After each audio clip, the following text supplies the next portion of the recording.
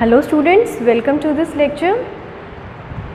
कल के लेक्चर में हमने डिस्पर्जन के बारे में जाना था कि जनरली डिस्पर्जन होता क्या है और इसको क्यों मेजर किया जाता है। आज हम डिस्पर्जन को मेजर करने के जो विभिन्न रीतियाँ हैं उनको बारे में डिस्कस करेंगे। इन मेथड्स ऑफ डिस्पर्जन जो होते हैं इनको हम ब्रॉडली 3 तरीके से बाइफरकेट कर सकते हैं। सबसे पहली रीति होती है, इसे हम कहते हैं सीमा रीति या फिर methods of limits. Methods of limits क्यों कहा जाता है इसे? क्योंकि इस रीति में हम अपकिरण को नापने के लिए जो भी समंक श्रेणी है उसकी सीमाओं को देखते हैं। सीमा मतलब अधिकतम मूल्य और न्यूनतम मूल्यों को देखते हैं और उससे उस श्रेणी का अपकिरण निकाला जाता है। इसीलिए इसे मेथड्स ऑफ लिमिट्स या फिर सीमा रीति कहते हैं, क्योंकि हम इसमें जो मार्जिनल वैल्यूज़ होती हैं या उनसे ज़्यादा कंसर्न्ड होते हैं। ये 3 तरीके की हो सकती हैं। पहली है रेंज विस्तार, अंतर चतुर्थक विस्तार और शतमक विस्तार। अंतर चतुर्थक जो हमने क्वार्टाइल्स निकाले हैं ये उससे निकलेगा, और शतमक जो हमने परसेंटाइल निकालना था, ये जब हमने पार्टीशन वैल्यूज़ पढ़ी थी प्रीवियस लेक्चर में तो उसमें हमने क्वार्टाइल्स और परसेंटाइल निकालने के तरीके देखे थे कि ये क्या होते हैं। तो उनकी सहायता से जब हम डिस्पर्जन निकालते हैं तो ये अंतर चतुर्थक विस्तार और शतमक विस्तार होते हैं। अगली जो रीति है हमारी वो होती है विचलन माध्य रीति, मेथड्स ऑफ एवरेजिंग डेविएशन।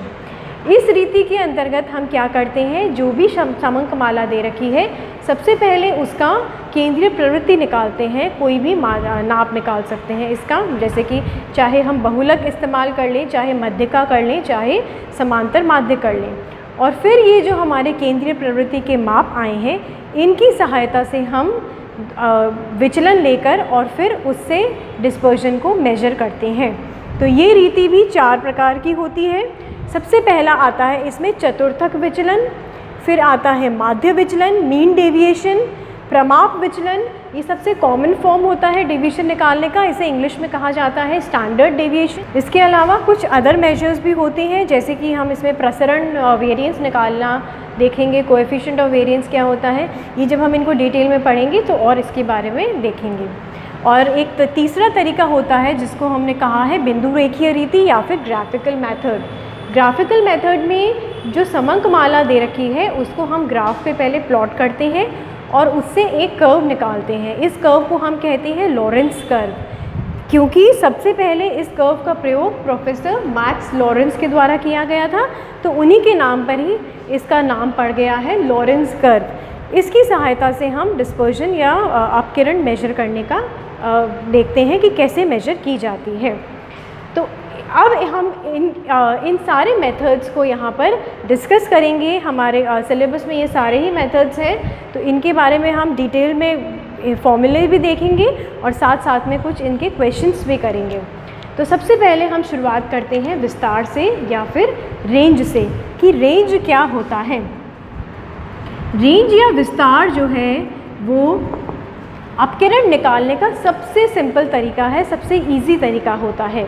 इसमें हम क्या करते हैं, जो भी समंक माला है उसकी अधिकतम वैल्यू, मैक्सिमम नंबर और जो भी न्यूनतम मूल्य है, मिनिमम वैल्यू, उन दोनों का अंतर निकालते हैं, उन दोनों का डिफरेंस देखते हैं। तो रेंज को हम R से हम डिनोट कर सकते हैं। रेंज की फॉर्मूला क्या हो जाता है, L माइनस S, जिसमें R तो क्या है हमारा रेंज है या फिर विस्तार हो जाएगा। L क्या होती है, largest value of the series, या हम इसे हिंदी में कहते हैं अधिकतम मूल्य समंक माला का। और S क्या होता है, smallest value of the series, तो इसे हम कह सकते हैं न्यूनतम मूल्य समंक माला का। तो जब हम इन दोनों का अंतर निकालते हैं तो जो वैल्यू आती है वो हमारी रेंज या फिर विस्तार होती है। फॉर एग्ज़ाम्पल, जैसे एक सीरीज़ में नंबर दे रखे हैं 20 है, 16, 30, 35, 15, ये हमारे पास एक सीरीज़ दे रखी है। इस समंक माला का हमें अगर रेंज निकालना है तो हम क्या करेंगे, जो भी इसकी लार्जेस्ट वैल्यू है ये क्या हो जाएगी लार्जेस्ट वैल्यू, और स्मॉलेस्ट वैल्यू क्या है 15, ये स्मॉलेस्ट वैल्यू है। तो लार्जेस्ट में से अगर स्मॉलेस्ट को माइनस करते हैं यानी 35 माइनस 15, तो हमारा इस समंक माला का विस्तार क्या आएगा 20। अर्थात ये समंकमाला जो छोटी वैल्यू और जो बड़ी वैल्यू है उसके बीच में इस तरीके से विस्तारित है। उसके बीच में, दोनों के बीच में कितनी संख्या आ रही है? 20 की संख्या आती है। तो ये हमारा रेंज हो जाता है। इस तरीके से जब हम विस्तार को मेजर करते हैं तो ये क्या होगा? अपकिरण को निकालने का एब्सोल्यूट मेजर होता है, निरपेक्ष माप होता है। अभी हमने पिछले लेक्चर में देखा था कि दो मेजर्स होते हैं, एब्सोल्यूट मेजर और रिलेटिव मेजर, निरपेक्ष और सापेक्ष माप। तो ये जो होता है ये डिस्पर्जन का निरपेक्ष या फिर एब्सोल्यूट मेजर होता है। अगर हमें इसका सापेक्ष माप या फिर रिलेटिव मेजर निकालना है, विस्तार गुणांक, तो विस्तार गुणांक निकालने का तरीका क्या होगा? जो भी हमने L माइनस एस किया है उसको L प्लस एस से भाग दे देते हैं। तो ये हमारा विस्तार गुणांक का फॉर्मूला होता है। रेंज कोएफिशिएंट, इसको क्या कहेंगे? इसको कहा जाता है रेंज कोएफिशिएंट। ये होता है, इस तरीके से जो निकालेंगे ये अपकिरण को मापने का रिलेटिव या फिर सापेक्ष तरीका है और जिसमें तुलनात्मक रूप के लिए काम में आता है, और ये जो होता है इसका निरपेक्ष या फिर एब्सोल्यूट तरीका है। तो जो नेक्स्ट हमारा है वो क्या था? अंतर चतुर्थक विस्तार या इंटर क्वार्टाइल रेंज, जिसको हम IQR से डिनोट करते हैं। इंटर क्वार्टाइल रेंज में हम क्या करेंगे? जैसा कि नाम से क्लियर है, सबसे पहले हम इसमें क्वार्टाइल्स निकालेंगे। हमने पहले पढ़ा है कि क्वार्टाइल कौन कौन से होते हैं, एक तो Q1 होता है और एक Q3 होता है। ये दो तरीके के चतुर्थक होते हैं। तो इंटर क्वार्टाइल रेंज निकालने के लिए हमें सबसे पहले जो भी समंकमाला दे रखी है उसके क्वार्टाइल्स निकालने हैं। Q1 क्वार्टाइल प्रथम चतुर्थक और तृतीय चतुर्थक, ये दोनों निकालने होते हैं। उसके बाद में IQR का फॉर्मूला क्या होता है? अंतर चतुर्थक विस्तार का फॉर्मूला क्या होता है? Q3 minus Q1। दोनों चतुर्थक निकाल के तृतीय चतुर्थक में से जब प्रथम चतुर्थक को, फर्स्ट क्वार्टाइल को माइनस कर दिया जाता है तो हमें इंटर क्वार्टाइल रेंज प्राप्त हो जाती है।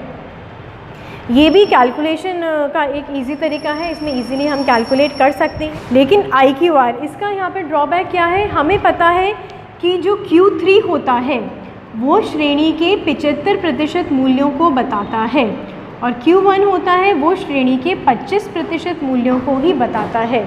तो जब Q3 में से Q1 माइनस करते हैं, अर्थात ये हमें श्रेणी के मध्य के केवल 50% मूल्यों पर ही इंटर क्वार्टाइल रेंज या अंतर चतुर्थक विस्तार आधारित होता है।